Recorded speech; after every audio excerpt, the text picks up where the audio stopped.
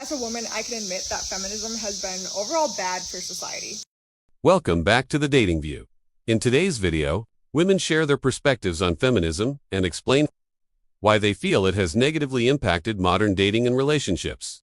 They discuss how shifting expectations, gender roles, and social messaging have influenced connection, partnership, and long-term stability, and why some believe these changes may be creating more division within households and modern relationships rather than unity. These are personal opinions and experiences meant to spark conversation about where dating and relationships are headed. If you enjoy videos like this, make sure to like the video and subscribe for more. Men's drive to self-improve is tied to impressing women. And if women don't want to be pursued, what's left to motivate them? Hi, I'm Morgan, and I think feminism ruined dating.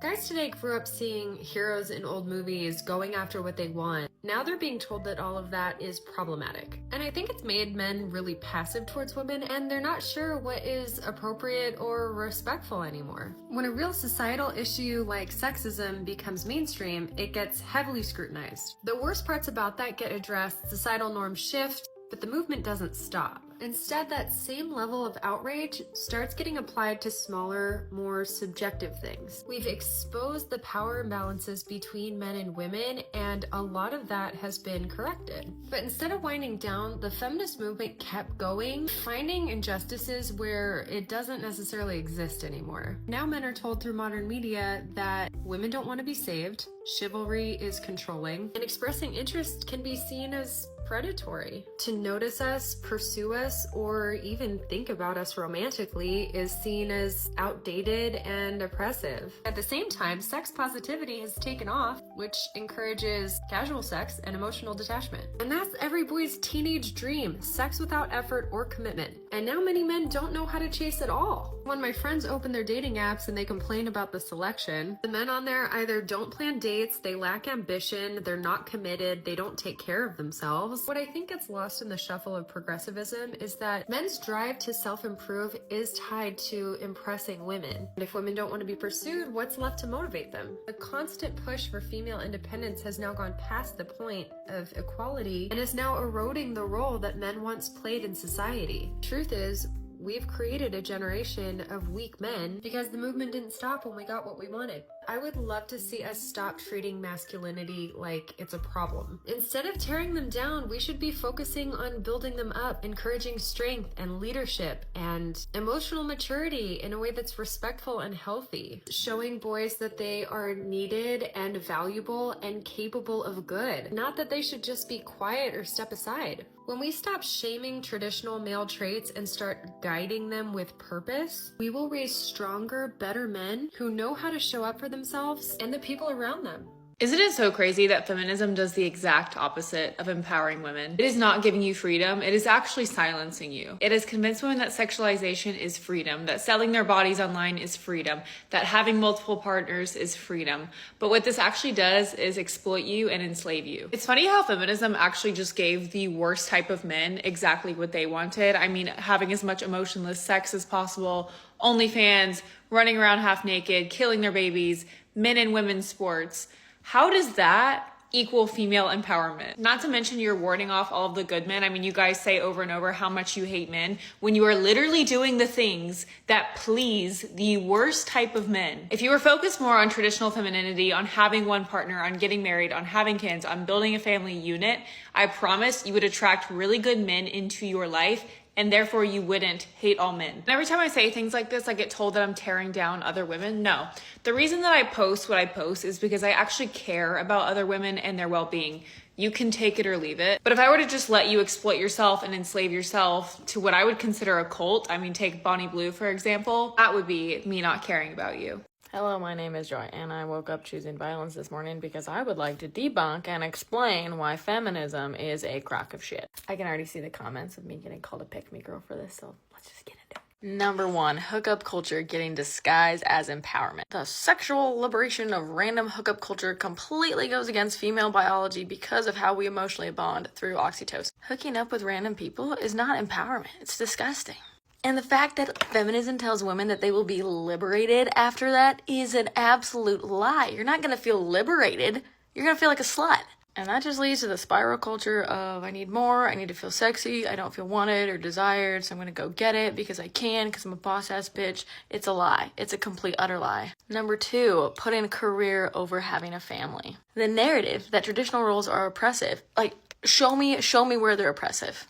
Other than maybe the Amish and the people in Utah. What are they called again? Mormons, that's what it is. You can climb the corporate ladder all you want.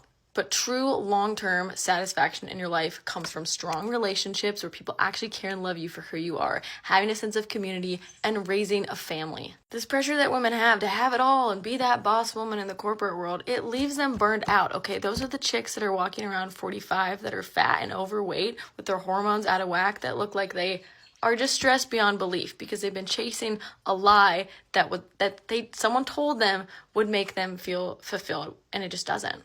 Number 3, feminism frames men as opponents, not partners. There are 100% bad dudes out there. I mean, like really bad dudes that exert their power and force to get what they want. They're tyrannous. Yes, absolutely. Those guys do exist. But attacking men in general, telling them that their masculinity is inherently toxic, is the most messed up thing on the planet. Men and women are different.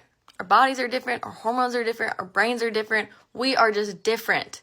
We can be equal, but we can acknowledge our differences and understand that the yin and yang between the sexes is not the problem. It's a good thing.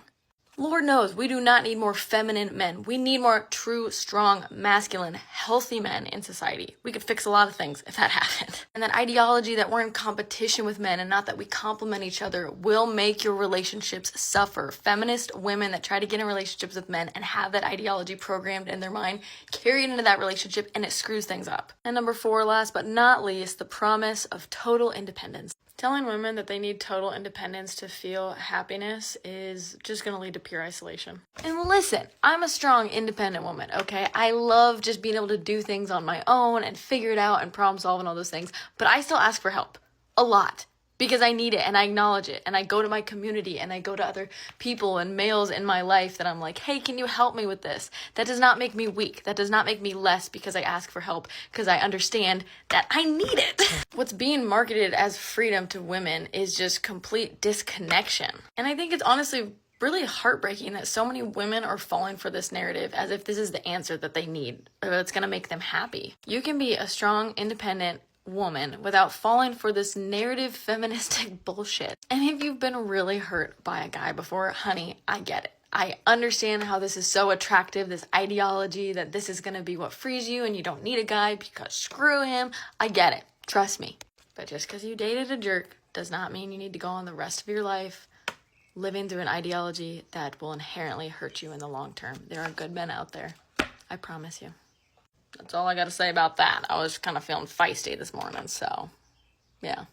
Trust me when I say that toxic feminism was the downfall for everybody. Nobody wants relationships anymore. And it's true. If you build yourself up to be a high quality man, all the women will want you. What makes a man a high quality man? A man that lives his true essence, that can be straight up to a woman. Women don't get mad, or at least some women do not get mad that you have a lot of women. They get mad that you do not tell the truth. They get mad when you do not tell the truth. But a high quality man will tell that woman straight up from the beginning. A low quality man will act like he's perfect. Will act like he's like the greatest man on earth. Fake confidence. Do you see the difference? There is real confidence and fake confidence. You want to know something that most women aren't ready to hear? Modern feminism killed chivalry. Modern feminism has shifted from seeking equality to promoting superiority and resentment towards men, framing men as oppressors rather than partners and equals. With the birth of modern feminism, there came the birth of the girl boss, I don't need a man. Chivalry was never meant to make women look weak. It was made to create a culture of mutual respect where men acted honorably towards women and acknowledged their virtue and grace. Modern feminism, by demanding sameness instead of equality, has blurred those lines. In trying to erase gender differences, it's erased the gestures that celebrate them. The result of this is now we have an entire generation of men who are not willing to honor, pursue, or protect women. We have this entire generation of men who just want to hook up on the first date, who have no respect for women, who don't hold open the door, who don't buy flowers, and it is because of modern feminism. Not only that, but it is also a result of weak men. There's a reason that our grandparents have the cutest love stories where the men pursued the women and they didn't have sex until they were married and they respected and honored each other. And now we are seeing the result of the crash and burn of modern feminism. And unfortunately, it is affecting a lot of women looking for life partners and a lot of men looking for life partners. Feminism is great. The idea of feminism is great to promote equality, but it has evolved into something that is toxic and dangerous to our society. I really blame feminism for the state of our dating culture right now, and let me explain. After second wave feminism, we saw a lot of these traditional gender norms break down where women did not want to be treated in that way, and instead they wanted to be treated more like men. Then you get into hookup culture, where it's like there's none of this courting thing instead and men chasing after you and that you're a prize to win. Instead, you're just like a man, you behave like a man, you go out, sleep with a man. It's that transactional casual sex that we've talked about so much in this podcast already.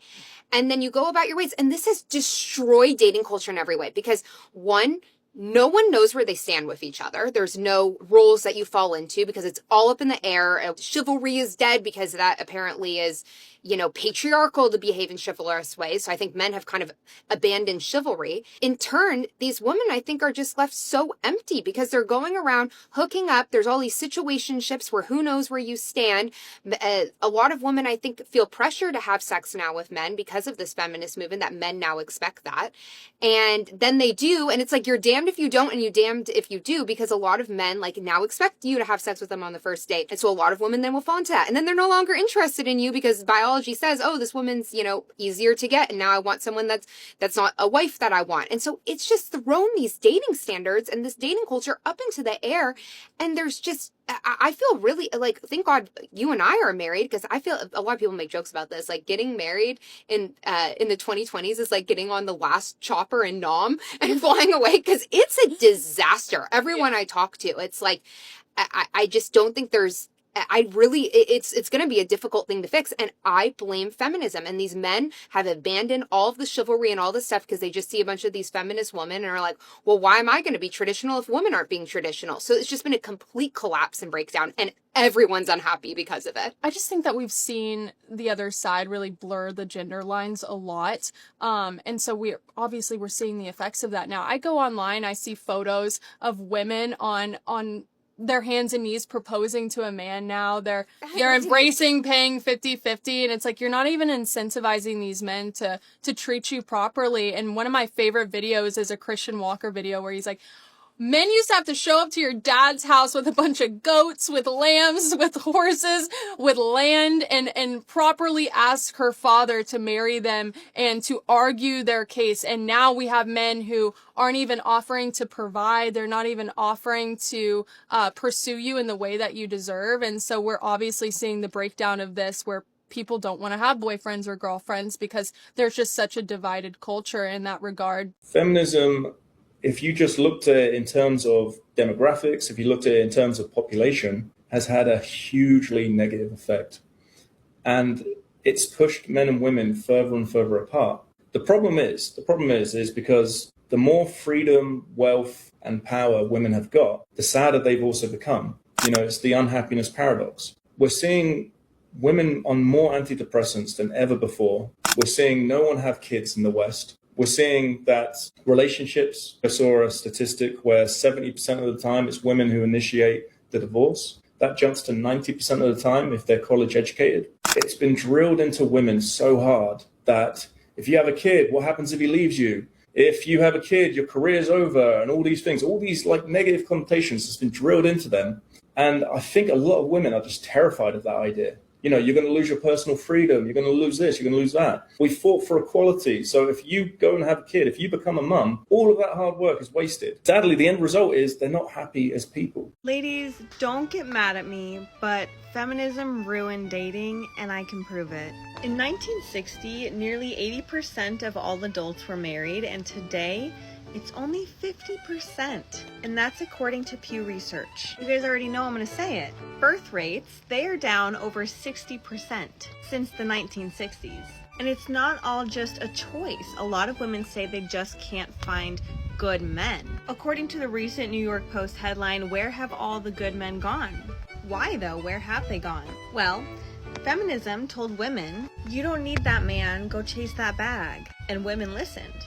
But so did the men. The feminist movement doesn't just affect the women in society, by the way. Let's look at the numbers. It's 1 in 4 men under 30 who are not dating at all. It is at its highest rate in modern history. And when men are checking out, then women lose the option of traditional partnership. Now, any relationship is like a transactional battlefield.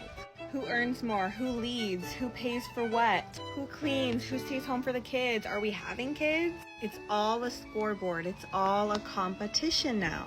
Dating is what leads to marriage. Now, marriage was not always perfect, that's for sure, but it was a partnership with clear roles. Now it's more like a business deal where both sides try to compete instead of cooperate with each other.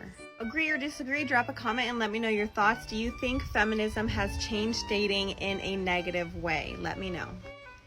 So my Lola just told me that my eggs are getting stale, unprovoked, may I just add. Like, I'm just steady catching a fade for no reason at all. And the thing is, I don't even want kids. I've told her this 1,000 times. Does she listen to me? No. She's like, if God wills it. What do you mean? I don't have that much Catholic guilt you can use against me. But she's so funny. I love her. She's like, why don't you just get back together with one of your ex-boyfriends? Like, you're so picky. Also, can we talk about this Natasha Denona concealer? Like, look what it's about to do. I've never felt the urge to like have kids, to procreate, to get married young. I've always said I wouldn't even think about marriage until I was 30 years old. So crazy to me, like online, watching people talk about like getting married so young or wanting to get married so young. Like when someone's like, oh my gosh, I've been in a 5-year relationship, and people are like, oh, he doesn't love you, he didn't propose. Mind you, the girl's like 23. Like, what are you talking about? I think so much of this attitude is very dependent upon the people you surround yourself with. Like, my friends are all feminists, yes, but the thing is, like, they're not out here like hooking up with people. Like, when it comes to hookup culture, like, no, they are in a relationship or they just simply don't do it. We got really expensive robotic tools for that now. I actually don't think it's a bad thing to chase love. Like, whatever, if you want it, know what you want and get it, girl. That's feminism. You want that love story, girl, chase that love story, make it happen for you. I feel like people, the way they describe feminism is like they're thoughting and bopping in the streets, which would be fine.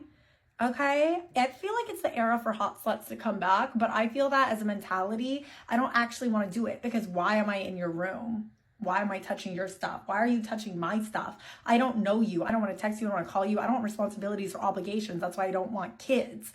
Like, so why would I casually date? Like, what is your social security number? Tell me that and I'll feel closer to you. The thing is, though, it is so nice being surrounded by people who may not want to follow your same life path, but are very just like open-minded and accepting and are able to have these kinds of conversations of like, why do we do the things we do? And I'm the first person to call out that sometimes I get caught up in over psychoanalyzing every situation, but mainly it's for fun, because at the end of the day, I'm going to do what I want. And if I'm psychoanalyzing a situation, you know I already did it. I'm just asking you for your opinion on the crazy shit that I just did. Because I feel as if the not necessarily needing it and just kind of wanting it with a specific person actually is a bigger recession indicator. An indicator that your future relationship is actually going to go better because you have an idea of what you want. You're not going to stick around just to have the title or have the relationship. Like, that's not what you're going after. You're going after a specific person. And if you don't get that, then you'd be perfectly fine being alone, which I would be. Like, I'm sorry, you kidding? I love reading, and every spinster I've ever read about has been happy as hell. If somebody struggles with this, girl, don't. You're going to be okay. Your eggs are stale. Your eggs are stale, but your sanity is like intact in all the sexiest ways possible still. Because I think the most valuable thing I've learned in relationships in my life, as somebody who is on good terms with all my exes, like, I will say it's knowing when to leave. When things are good and when they're still good to you, but knowing this is not your person, knowing it's time to leave. When knowing that they're not going to give you the certain lifestyle you want, they will give you a good life, but maybe not the one you're looking for. Know when it's time to leave. I am a romantic. Like, I will fall very deeply in love. But more than that, I deeply know myself. If I didn't know myself so well, I'd probably be married right now. Shit. But no, I just have an inhospitable uterus. Which makes me kind of sad, because I'm like, damn, like, I know I don't want kids, but shit, like, I still want to be called fertile. The fucked up thing about feminism is that it has ruined dating for women. Now, before you start typing in your comments on here, just hear me out first. Because it's not feminism itself, it's what it's turned into. Because somewhere along the lines, equality has started getting confused with self-sabotage. My friend Chloe is someone who took this just like a little bit too far. See, she's like this serial hinge dater. Like, she's not even on there for love anymore. She just treats it like a loyalty rewards program. I'm talking every week, new guy, new vibe, new maybe he's the one. And the thing is that all these men, they treat her so damn well. Or so I thought. Because these men are taking her to dinner reservations, movies with pre-bought snacks. One guy even brought Chloe to a painting class because she mentioned she liked art once. He literally said to her, "Oh, I thought it'd be fun to do something creative together." Like, girl, that man is husband material. But every time she calls me up after these dates and is like, "You're just too nice," and starts ranting about how she wants someone with an edge, someone more interesting, someone more dangerous. Meanwhile, I'm over here thinking that, girl, you need therapy because be careful what you wish for. But she's rejecting all these good men like it's a plague. And then one day, karma punches her in the face, okay? Because she FaceTimes me and her like eyes are wide, she's smiling huge, and she's screaming like, "I found him!" Like practically squealing, talking a mile a minute about how she has found the perfect man. Not like one of these boring guys she's been out with before. He is different. And she starts begging me to meet him. Now, usually, I don't like to meet her men because I don't want to get attached to someone who's going to vanish in 72 hours. But this time she is on her knees, so I'm like, okay, fine, just one drink. And this is where everything starts to go downhill. So Saturday night rolls around, I walk into the bar. It's this like cute speakeasy type of place, you know, like velvet booths, dim lighting. The cocktails cost $20 because they look like a piece of art. And I spot Chloe and I see her sitting by herself. I'm like, "Yo, like, where's your man?" And she was like, "Oh, he's just running late because her place was too far to pick her up to bring her there." Like, girl, that's red flag number one. Because I know for a fact one of these nice guys that Chloe has ghosted would have like driven across state lines just to see her. And then she starts like giving me the rundown of what this man is like. She's like, he's smart, he's ambitious, he's confident. The words that women use to describe toxic men. So now I'm out here thinking that Chloe's perfect man is the homeless guy sitting outside.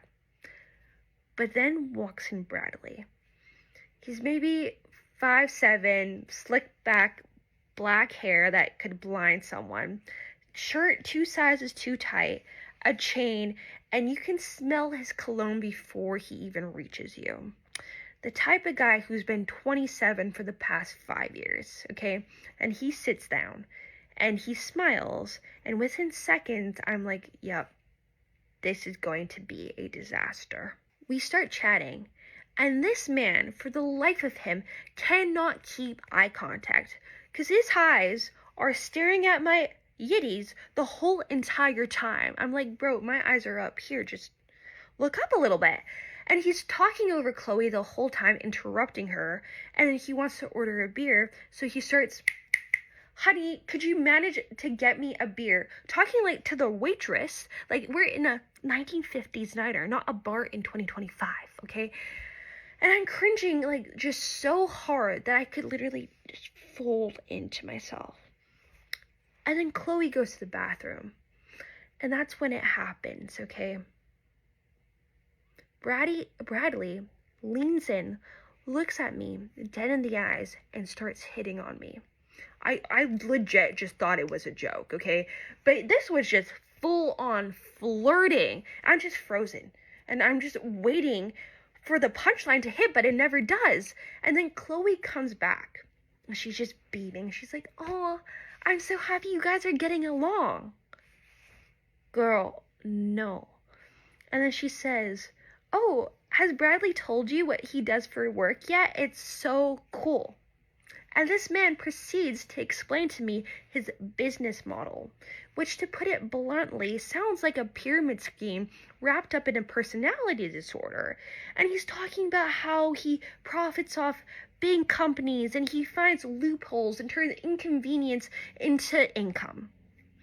It's giving wannabe Jordan Belfort but with way less charm and way more hair gel. I'm just sitting there like thinking, yo, Chloe, like, are you hearing this? Or like, are we not sitting in the same room right now? Needless to say, the night was a disaster. I just finished my drink and make up some excuse because I need to go home immediately to shower before his cologne fuses to my soul. So the next morning I wake up and I decide that I need to prove to Chloe that this man is trouble, because right now she's in her delusional honeymoon stage. So I start digging. I go through his socials, through LinkedIn, whatever, and then I Google his business. And here's the twist, okay? Bradley makes money off of just filling claims against companies that owe people money from settlements. He's basically a professional compensation scavenger. It's not illegal, it's just not a lot of people know about this. And I really hate to admit it, this is honestly the worst part, is that it works. Okay? And I tried it, and I actually made money. I used the same app he uses called PayMe. It just checks which companies owe you money from class action lawsuits. Like, if you bought something that was defective or they had hidden fees or some shit, and you just fill out a few forms and boom, little payouts. Like $50 here, $100 there, like sometimes even $300 from these random lawsuits that you didn't even knew that existed. So technically, Bradley is a scammer. He's just a sleazy genius, and now I'm accidentally funding my Starbucks habit with his evil plans. And I call Chloe again, and she's full delusional girlfriend mode right now, and before I can even get a word in, she's just like, isn't he perfect? And I'm just trying to warn her, and I'm like, girl, he's manipulative, he's misogynistic, but she just cuts me off completely and goes, I know, isn't he such a bad boy? And that's when I knew Chloe, I lost her to the dark side. So now I just mind my business. I barely see her. She's one of those friends that I love deeply, but I cannot stand her boyfriend because he gives me secondhand embarrassment. The funny thing is that Bradley might be awful, but he accidentally put me onto something that works. And I would never tell Chloe this, but I kind of owe her boyfriend a big one. As a woman, I can admit that feminism has been overall bad for society. If we look statistically, we would be better off if women couldn't vote. Now, am I saying that they shouldn't be allowed to vote? No, I'm not saying that. I'm also not denying it. This is up for your interpretation. I've had a couple good parts to feminism. I think the involvement in sports and athletics has been pretty positive. The fight for Title IX was great. I think that it's good for gym culture, fitness culture, health culture, all of that. I think it's good for social life. But at the same time, feminism is to blame for these deranged men putting on dresses and going into women's sports and locker rooms. That's just something to consider. Going back to the whole voting thing, women predominantly vote left. The left is very anti-woman, anti-America. They want to destroy our economy and society. Feminism has also created this idea of body positivity. Body positivity is for celebrating the body that God gave you and honoring God by taking care of your body. It's for recognizing the amazing things that female bodies can do. It's for the disabled. It's not for celebrating obesity and normalizing being fat. So I fully blame feminism for that. I also blame feminism for the over-sexualization of literally everything. Look at people like Sydney Sweeney or Sabrina Carpenter who have over-sexualized women as a whole, over-sexualized themselves. They've rejected traditional values and family structure by becoming these boss babes who have basically just sold their bodies online. So yeah, I have a lot of problems with feminism. If I'm married, right, which I am, I have a husband, right? Why would I want to just leave the house without him knowing? That doesn't make sense. I've never met a wife that prefers to be by herself. The wives I know, women that are around me, love being around their husband. They enjoy his company. I don't know what this weird propaganda is, but I have no desire to have money without my husband or to leave the house without him. Like, I'd rather go out to eat with him than any of you guys. Like, I don't even like hanging with friends. Like, I prefer being with my husband. He's literally my best friend. So I don't understand what you're trying to tell me. Feminism didn't do anything for me at all. All it did was create beef with y'all because it didn't do anything for me. That's what I'm trying to tell y'all. You guys think feminism gave you something, but we already have everything we need. Like, I don't need some man-made institution to tell me that I can do this or I can do that. I'm good. Like, I like having a husband. I like being around him. I like that. I love working with my husband. Any kind of work I do, it's contributing to his business, and I love that. Like, that's what I like to do. I'm not interested in like leading my own life. That's like, that is contradictory to the concept of marriage, right? Like, if you're in a marriage, you're supposed to contribute to each other. You're not supposed to lead your own life. Like, you have to stop listening to miserable women that tell you that feminism is good and you should have your own shit and you should live your own life and you should prepare for his ass to leave you and blah, blah, and all this miserable shit. Like, no, like, you're not saying anything. You wouldn't be able to leave the house. Where the fuck I'ma go? What is so urgent for me to have to go that would require my husband's absence? Like, I don't understand why, what that's doing for me. What's the point? What's the point? For a worst case scenario that's never gonna happen? Like, girl, shut up.